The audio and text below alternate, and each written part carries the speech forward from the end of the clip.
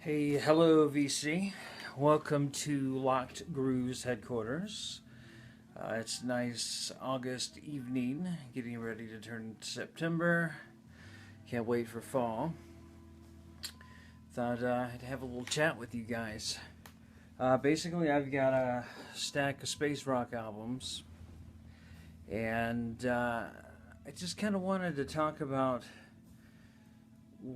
what attracts me. Like when I'm digging through my albums in my collection, what some of my favorite album covers. Now I'm not talking iconic, what's the most iconic album covers of all times. Which would be these. These are iconic. These are just some of my favorite in my collection. So a lot of these you probably haven't even seen before. So some of them are very weird, hallucinogenic. You look at them and want to just like veg out on the sofa, drooling for a half an hour. That's how great they are. They put you into that phase. Some of them are just mind-boggling, twisted. It's like, who came up with these? And frankly, some of them just kind of make you feel warm below the belly button, if you know what I mean. So let's see what we got first. This right here is one of my top 10 favorite bands. It is Monster Magnet. This is they called it a reimaging of The Last Patrol. It's an album called Milking the Stars. I can only guess that means, or milking the stars means they're milking what they already have. They've already done these songs before. They're just getting more out of it. I just think it's cool. Spacey, you've got the bull. I always love a good gatefold. And the album is fantastic. It's more psychedelic than the original. It's a double album. Black Wax. I think he did some splatter, but I wasn't able to get a hold of that. But a Monster Magnet, Milking the Stars. That's one of the ones when I'm digging through, I just have to pause and take a look at every so often. This one here just kind of blew my mind. It was the 70s. People were on all types of drugs, and if you're the person who painted this or designed this, I'm not accusing you of anything. It's just people were digging this type of stuff. I mean, if you were going through a record bin and you saw this album cover, stop right there. I'm buying it. Take my money. The gatefold, just kind of a standard gatefold, but there's lots to look at here. You've got the monkey with electrical cords that goes to another 8-band. Let me show you that. With again, ape with a human's face, and he's holding a key. Yeah, I guess the key could fit into this keyhole. I don't know. It might tell some type of a story. There's a song on here called Time Skater. I'm guessing that's where the skates come from. And then there's also a song on here called The Key. And I'm guessing that's where the key comes from. But, if you're going to hang out on a Saturday afternoon listening to some trippy music, this would be something that would catch your attention. The music inside is okay. It's not this, by the way, this is Clearlight, if I didn't say this before. It's a Clearlight album. It's got Tim Blake in it, and I can't remember who else is in the band. It's got a French title. I'm going to butcher this. Les Contes du Singe Fou, which means Tales of the Mad Monkey. It's not one of their best. It's okay. I listened to it a few times, and I think if they would have just stuck to an instrumental album, they'd probably hit more of a home run. But it doesn't get that many spins. More of my other Clearline albums do. But this has just got that album cover that just grabs you. Just nice and twisted.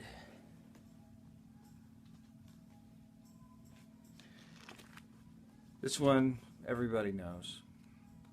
I pulled this one out. Of course, it's Hawkwind Space Ritual. And I just pulled this one out for the gatefold. It's got a triple gatefold in it. I don't even know if I'm going to be able to get all this out of here. Let me take the albums out so I don't drop them.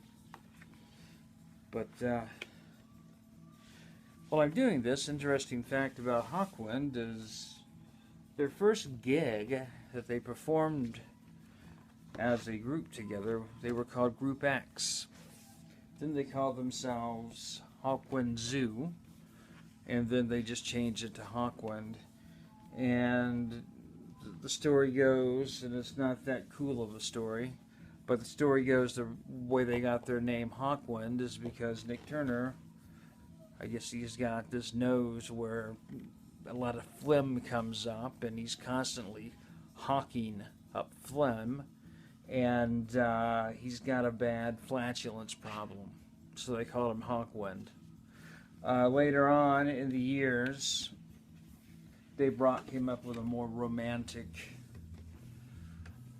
meaning, something to do with hawks and Egyptian gods and numerology. I like that one better, but sadly I pretty much think the first one is true. So what we got here, and then if we open this up, the printers probably just had a blast with this one. You know, the old time photographs, spacey. I mean, it tells you what you're going to get into.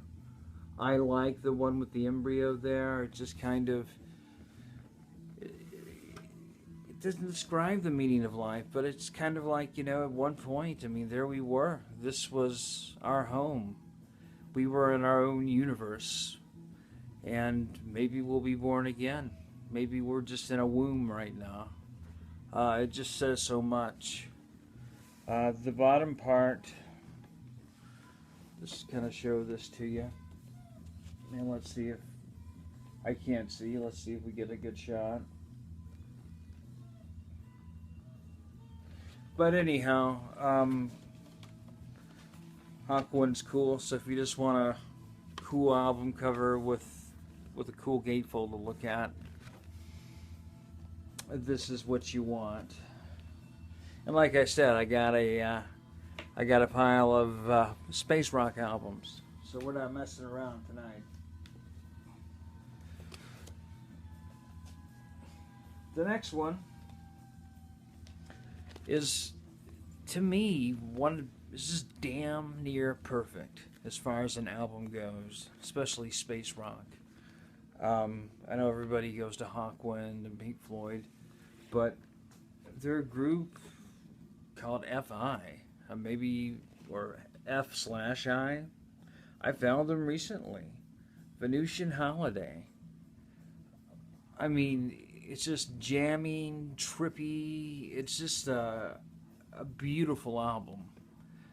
No vocals, just lots of creativity. These guys knew what they're doing, or know what they're doing. This was released in 2016, so they're still at it, which means we're going to probably get a lot more. And they got a heck of a back catalog. A lot of it is on cassette. So I'm hoping that a lot of it hits vinyl. It's not cheap. I can't remember where the headquarters is. This is Krautmind Records. So I'm guessing someplace in Germany. It costs about $40 to get over here. But it's well worth it. I mean, I'm very proud to have this in my collection. And really, if you like space rock, this is one that would really benefit your collection. I was on Light in the Attic, kind of trolling them, looking at some of their albums, and this just jumped right out at me. It was like, I have to have this. Just, I read the description. I was like, please, don't be rap or country or something that I don't like, hip hop.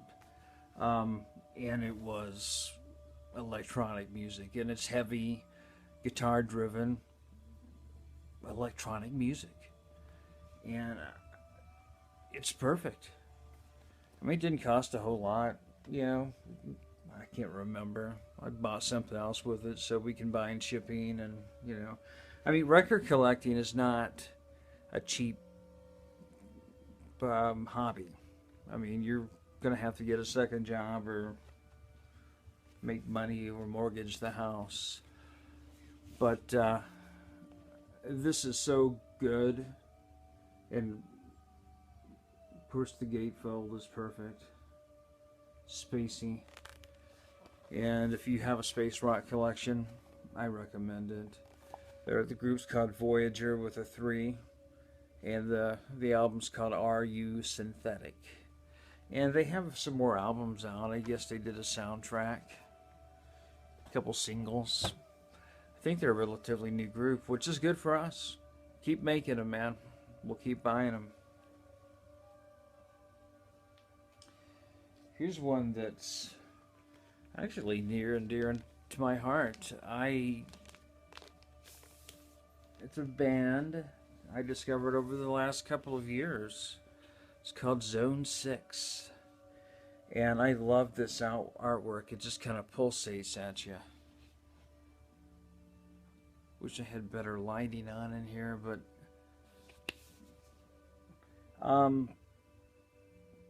basically this is kind of sprouted out of another band that's more popular. They're called Electric Moon. It's kind of a collective. The person who did this artwork, her name is Comet Lulu, or Lulu Noidek. And if I butchered your name, I'm really sorry. But we've had dealings together on Discogs, and I think you're one of my Facebook friends, so all respect to you. She plays bass on this, and she's an artist, and one of the finest. I mean, as far as psychedelic cover art. And if you're looking for someone to do your cover art, reach out. I mean, if I ever had a band, if I was not as lazy as I am, I would actually, and had a band, I would reach out and get her.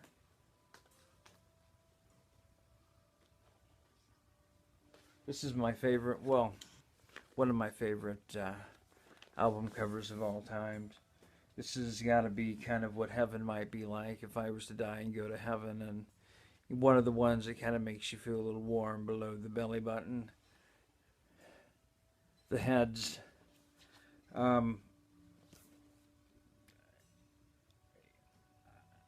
It's a punkish. I bought it because of the album cover. I mean, there we are. I mean, a hot chick laying there, just kind of a come hither look. Some type of water bong. God knows what's in it. Pillows. And this is the red copy. And it's kind of a punky alternative. Just fast, really good. Just a good album. I wouldn't put it into the category of space rock. I would just put it into the class of a bunch of trippy, more acidy, like acid punk, maybe. If you get a chance, check them out. They have a lot of albums out, but they're not always easy to come by. I have a lot. Let me skip a couple of these.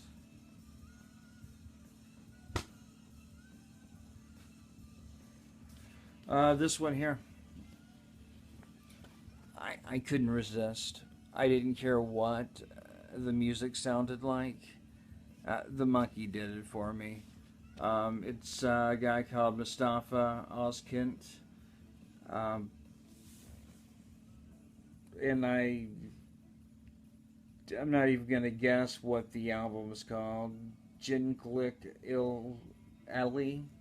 I don't know, 1973, and it's a Turkish album, Turkish funk, and to be honest, it all pretty much sounds the same, but it sounds so good you don't care. 40 minutes of just this really good Turkish breakbeat stuff, and it kind of describes it: rhythm and soul, blues and jazz, rock and pop, pretty much all of it. The album is kind of cool itself, but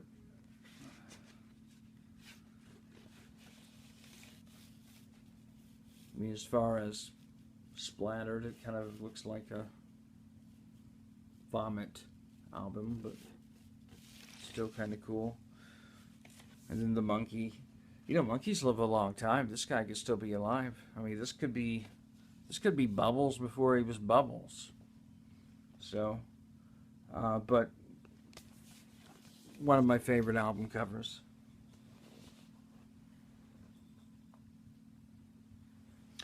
Let's go back to this one, or we haven't been here before, but the reason I say go back to it is because we've seen her work before. Lulu Comet, or Lulu Noidak.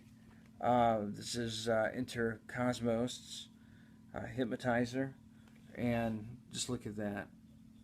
It just kind of pulsates at you, puts you in a trance. I mean, as soon as I seen this, I was going to buy it anyway, and I'd heard about it.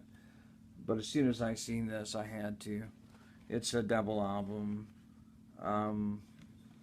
Let's see. Blue vinyl. And the person behind this is Sula Basana. He runs Sulatron Records. And I haven't gotten into them yet, but shortly I'll start bringing out my Electric Moon albums. If you get a chance, go to Sulatron Records. Tons and tons of psychedelic music and space rock. And we're not talking the kind of cheesy kind of sort of psychedelic. We're talking right, smacks you right in the head. The good stuff. And this is premium. This album right here, great, great album. And once again, the artwork, it jumps out at me every time. I love that artwork. Lulu, you're good.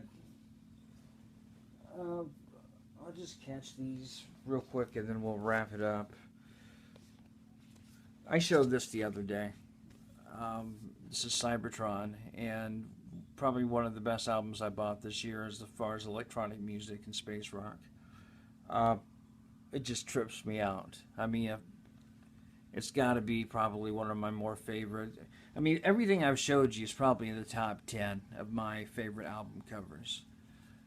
Like I said, they're not iconic. They're just stuff that just kind of makes you do a double take. Like, wow, what were they on? What were they thinking?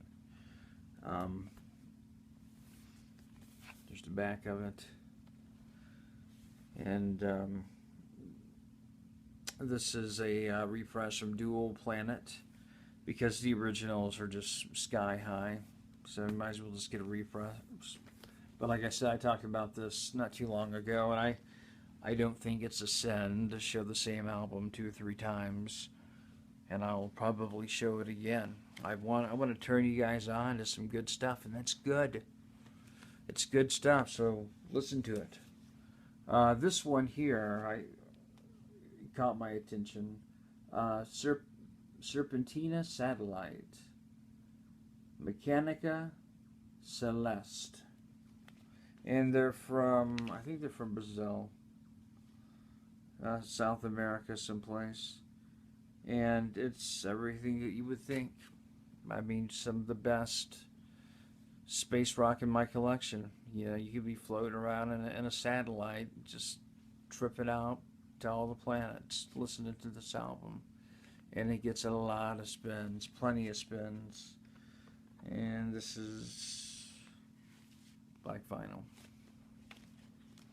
So that pretty much does it for what I wanted to show you as far as album covers and just a minuscule part of my space rock collection.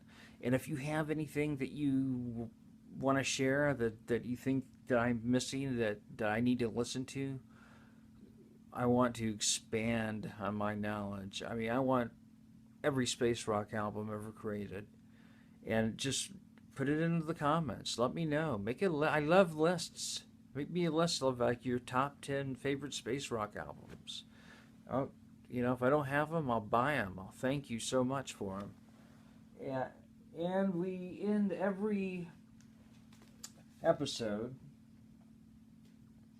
with a dollar bin buy.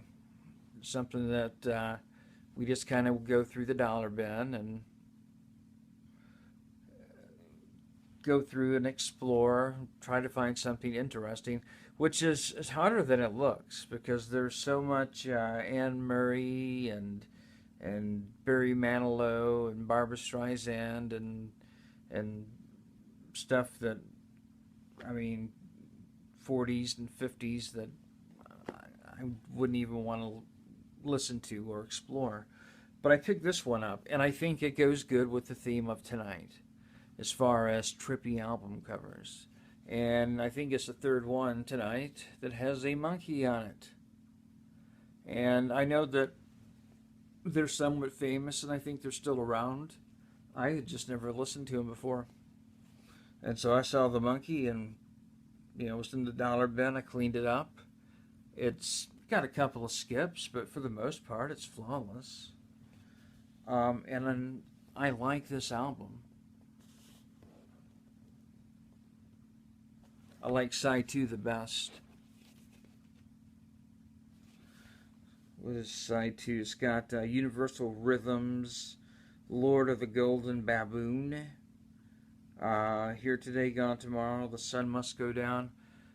That's the one that's really been getting a lot of play. I know that on side 1, Ape is High is a popular one. So I don't know what it's worth or whatever, but for $1, it's staying in my collection. So this one stays. Okay, that's it for the evening. I hope to see you again soon sometime. And everybody, happy listening. Keep exploring, whatever genre you like. Just keep on doing it. And have a great evening. Peace out.